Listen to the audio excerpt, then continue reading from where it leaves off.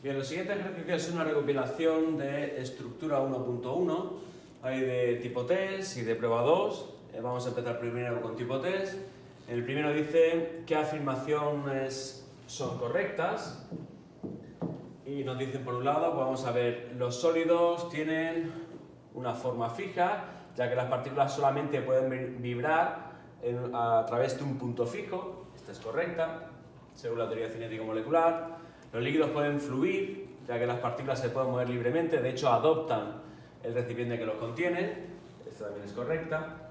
Y los gases son menos densos porque las interacciones entre las partículas son muy débiles, de hecho incluso casi inexistentes, de ahí que los gases tengan un movimiento caótico, al azar. Con lo cual las tres son correctas, la D sería la respuesta adecuada. En el siguiente ejercicio dice que la temperatura de un gas es disminuida. ¿Cuál de las siguientes afirmaciones es correcta? Leemos el A, dice que las moléculas colisionan con las paredes del contenedor, del recipiente que los contiene, con menor frecuencia. Esa es correcta, no hace falta leer más, porque cuando disminuimos la temperatura del gas estamos disminuyendo la energía cinética de la misma, con lo cual va a tener menos colisiones entre las partículas y entre las paredes del recipiente que los contiene. En el 3 dice, ¿cuál de los siguientes ocurren cuando el punto de fusión de un sólido se convierte en un líquido? Bueno, vamos a leer aquí despacito. Dice que la energía cinética de las partículas aumenta. Esta es falsa. ¿Por qué es falsa? Porque cuando se está produciendo el cambio de estado, la temperatura es constante y consecuentemente la temperatura no es otra cosa que la media de la energía cinética de las partículas, con lo cual, mientras que se está produciendo ese cambio de estado, como digo, la temperatura es constante y la energía cinética también lo será. En cambio, la separación entre las partículas aumenta, que es lo que va a terminar cambiando de estado. Esta sí sería correcta, así que estaríamos en la B. Identifica qué cambios ocurren cuando se produce el mismo ejercicio. Básicamente que el anterior, solo que ahora un líquido se convierte en gas. La energía cinética, mientras que se está produciendo el cambio de estado, la temperatura es constante y la energía cinética también es constante, con lo cual esta básicamente es el mismo ejercicio que el apartado anterior. Aquí tenemos una sustancia que es calentada a una velocidad constante y tengo una serie de intervalos de tiempo, ¿vale? Y nos preguntan en cuál de esos intervalos la energía aumenta, o en todas aumenta, pero en dónde aumenta más. Pues donde va a aumentar más es donde exista una mayor temperatura, ¿de acuerdo? Ya que la temperatura es directamente proporcional a la energía cinética.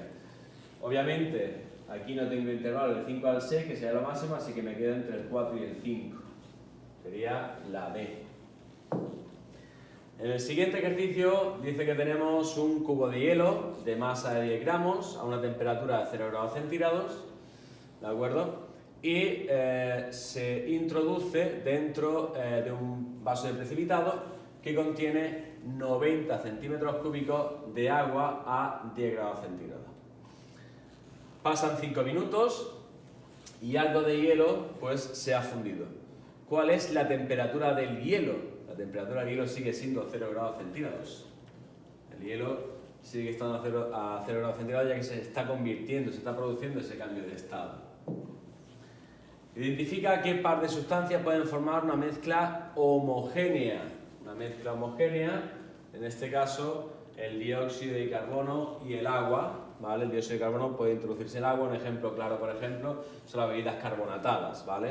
La sal y la pimienta sería heterogénea, la arena y el agua también heterogénea, y el aceite de oliva con el vinagre también sería heterogénea, ya que el aceite de oliva es un compuesto orgánico y el vinagre básicamente es en su mayoría agua. Identifica la ecuación que representa la sublimación. La sublimación no es otra cosa que el cambio de estado directo de sólido a gas. Así que aquí tengo que darme cuenta de esa definición. ¿Qué descripción es adecuada con el diagrama? Pues vamos a ver. En el primero tengo un diagrama, veo que son moléculas porque son dos distintos componentes distintos, dos elementos distintos. Dice que es un compuesto en estado gaseoso. Obviamente se ve que hay una gran distancia entre ellas, con lo cual sí podemos decir que sería correcta la 1. La 2 dice que es un compuesto en estado líquido, pues esta no va a ser correcta, porque si fuese un compuesto en estado líquido, lo que es la composición no estaría tan perfecta, sino que habría un poquito más de desorden. Esa sería incorrecta. Y aquí tenemos una mezcla heterogénea en estado sólido. Sabemos que es en estado sólido por su orden y es una mezcla heterogénea porque distinguimos bien los distintos componentes. Así que sería 1 y 3, estaremos hablando del apartado B. En el 10 tenemos una mezcla de etanol con metanol que se puede separar por destilación fraccionada. Me pregunta qué método de separación depende de las diferentes propiedades entre los dos alcoholes. Son alcoholes que son miscibles, pero con lo cual la solubilidad no va a ser correcta, ¿vale? Y me está dando una pista, una destilación. La destilación básicamente es una técnica que se va a utilizar para separar los distintos componentes que tengan distintos puntos de fusión y de ebullición. Ebullición en este caso. En el 11 tenemos la solubilidad de 4 sustancias distintas en agua y en etanol, ¿vale? P, Q, R y S, ¿de acuerdo? Y nos dicen que algunas mezclas pueden ser separadas por disolución y posterior filtración usando agua o etanol como disolventes. Por eso me dan la solubilidad en agua y etanol de 4 sustancias distintas. El método 1 nos dan 2 métodos. El método 1 dice que utiliza agua como disolvente y el método 2 utiliza etanol como disolvente.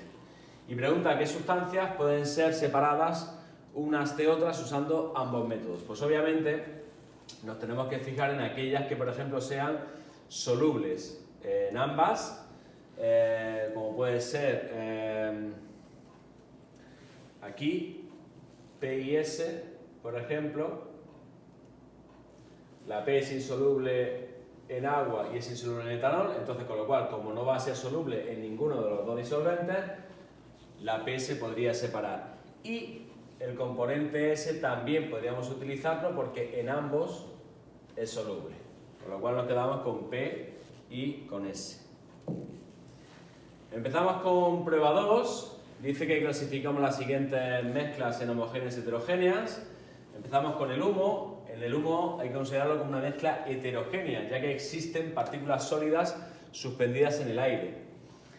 Después tenemos el agua con azúcar. Esa se considera una mezcla homogénea, ya que el azúcar se disuelve completamente en el agua. Y por último tenemos el acero. El acero también es una mezcla homogénea, concretamente es una aleación de hierro con carbono. En el siguiente ejercicio dice que durante las estaciones de invierno, pues la nieve frecuentemente desaparece sin fundirse. Y expliquemos cómo es esto posible. Pues esto ocurre porque en determinadas condiciones, a bajas temperaturas y baja humedad, la nieve sufre o puede sufrir el fenómeno de sublimación, pasar de sólido a gas sin pasar por el estado líquido. En el penúltimo ejercicio dice que describamos dos diferencias en términos de estructura de las partículas entre un gas y un líquido. Podemos hablar de diferentes. La primera que hablaríamos, por ejemplo, es que las fuerzas entre las partículas gaseosas son más pequeñas que las fuerzas existentes de cohesión que existen entre las partículas del estado líquido. Y la segunda diferencia que podemos notificar es que la velocidad de las partículas gaseosas es más grande que la velocidad de las partículas líquidas, recordando que las partículas gaseosas pues, se mueven en un movimiento caótico al azar. Después nos dice que la temperatura de un gas es la media, es una medida de la media de la energía cinética de las partículas gaseosas y que sugiera por qué la media de la energía cinética es específica. Bueno, lo primero hay que especificarla, ¿no? Pues lo primero es que las partículas de los gases no tienen por qué tener la misma velocidad. Vamos a explicarlo bien. El que dos gases distintos estén en una misma habitación supone que tendrían la misma temperatura y consecuentemente tendrían la misma energía cinética. Pero la energía cinética, a pesar de tener la misma energía cinética, la energía cinética sabemos que se define como un medio de la masa por la velocidad al cuadrado. La masa de los dos gases no tiene por qué ser la misma, entonces consecuentemente aquel gas que tenga mayor masa tendrá una menor velocidad o viceversa, aquel gas que tenga menor masa mayor velocidad. De cualquier manera la velocidad no sería la misma, pero sí tendrían la misma energía cinética. Y además habría que tener en cuenta que la velocidad de las partículas puede cambiar en cada colisión, ya que las partículas gaseosas chocan entre ellas mismas y entre las paredes del recipiente que los contiene. Para el apartado C nos da una gráfica, tenemos una muestra de agua que es calentada y nos dan una gráfica que muestra la temperatura en función del tiempo.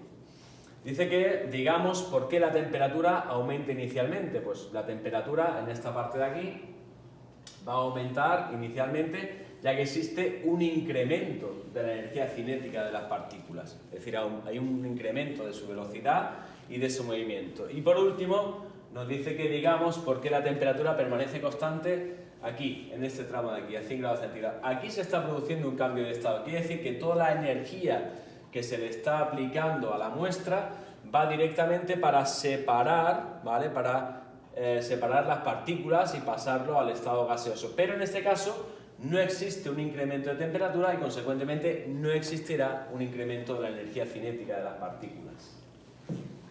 Y ya en el último ejercicio nos dan una tablita, nos dicen que las propiedades físicas de algunos halógenos se muestran en la tabla y concretamente nos dan los puntos de fusión y de ebullición de los halógenos y a partir de esas tablas quiere que hagamos una predicción de cuál sería el punto de fusión del bromo. Como vemos, de flúor, cloro, bromo y yodo, conforme vamos hacia abajo en un grupo, el punto de fusión va aumentando, así que realmente aquí pues el valor nos daría una horquilla entre menos 15 grados centígrados y más 10 grados centígrados, aunque el valor experimental es de unos menos 7,2 grados centígrados.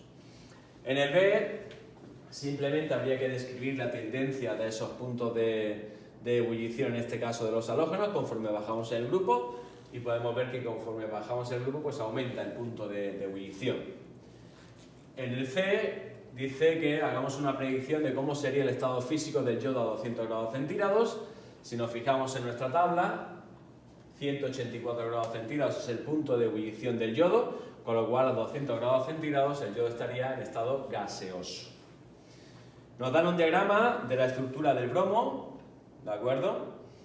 Y nos dice que hagamos una sugerencia del estado del bromo con su estructura y que justifiquemos la respuesta. Pues bueno, aquí el bromo podemos ver que existe poca distancia entre las partículas, entre las moléculas de bromo, con lo cual podemos decir que está en estado líquido. ¿Y por qué decimos líquido y no sólido? Porque realmente las partículas se encuentran juntas, pero tienen una disposición irregular. Si estuviesen en estado sólido, la disposición sería mucho más regular. En el 2 nos dice que hagamos una descripción de los cambios que se pueden producir cuando el bromo se calienta. Bueno, lo primero es que al aumentar el bromo, lo que estaríamos provocando es un aumento del movimiento de las partículas y consecuentemente existiría también un aumento entre la separación de las mismas. En el 3 dice que hagamos una descripción de los cambios que ocurrirían cuando el bromo reacciona. Bueno, para que el bromo reacciona se tiene que cumplir que las moléculas de bromo molecular se rompan, bien en sus átomos o bien en iones, ¿vale? Dependiendo de si la fisión es homo o heterogénea. Y a partir de ahí, de esa ruptura, pues se podrían combinarse a otros átomos o iones. Y por último terminamos diciendo que hagamos uso de la teoría cinético-molecular para explicar el efecto de un aumento de la temperatura en la velocidad de difusión del bromo. Pues si aumentamos la temperatura, aumentará el movimiento de las partículas, en este caso de la molécula de bromo, y consecuentemente aumentará la velocidad de difusión de la molécula.